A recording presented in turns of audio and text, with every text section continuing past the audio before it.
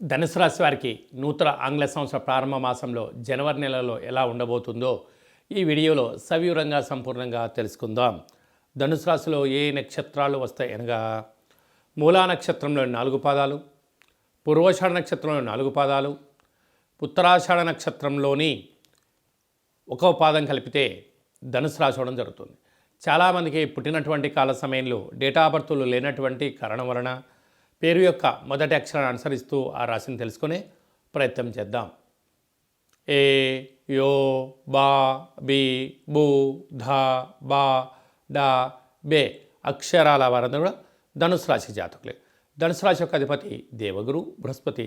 ఈ ఆంగ్ల సంవత్సర ప్రారంభకాల సమయంలో జనవరి నెలలో వీరికి రాశిలోనే రవి బుధ సంచార స్థితి ఉండడం వలన అనవసర ప్రయాణాలు, చీకులు, చింతలు, ఇబ్బందులు, ఆర్థిక సమస్యలు, అనారోగ్య సమస్యలు ఏవనైతే పరిస్థితి ఉంటుంది. దయచేసి ఇంట్లో వాళ్ళతో కానీ ప్రభుత్వ అధికారులతో కానీ సహా ఉద్యోగస్తులతో కానీ వీళ్ళిద్దరు గొడవకు ఇది సరైన సమయం కాదు.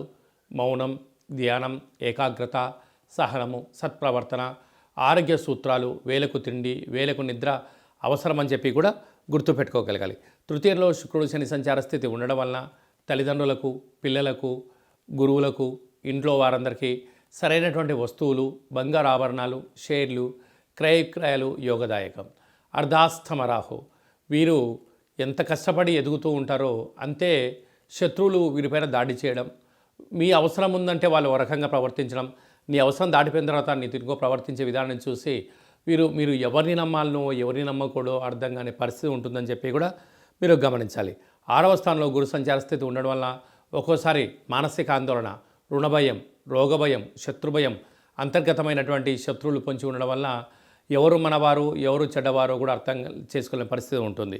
అలాగే అష్టమంలో కుజుడు మీ జన్మ నక్షత్రం రోజున, అలాగనే అష్టమి, పూర్ణిమ, అమావాస్య తిథులు ఎందున దూరావాయు జల ప్రయాణాలు పెట్టుకోవద్దు. నీటితో, నిప్పుతో, యంత్రాలతో, ఆయుధాలతో దయచేసి చెలగాట మాడవద్దు.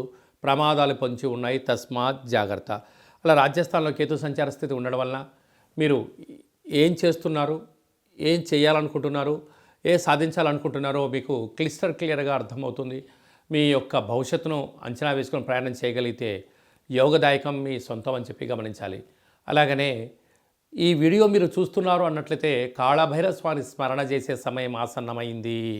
కాళభైరవ స్వామి వారి యొక్క మంత్ర జపము, కూష్మాండ దీపము, ముడుపు కట్టే సమయం ఆసన్నమైందని చెప్పి గుర్తు పెట్టుకోగలగాలి. అంటే ఇన్ని లక్షల వీడియోలో ఈ వీడియో మీరు చూస్తున్నారు అన్నట్లయితేనే స్వామివారి యొక్క ఆశీస్సులు, స్వామివారి యొక్క సేవ, స్వామివారి యొక్క శక్తి మీకు కావాలని గుర్తుపెట్టుకోగలగాలి.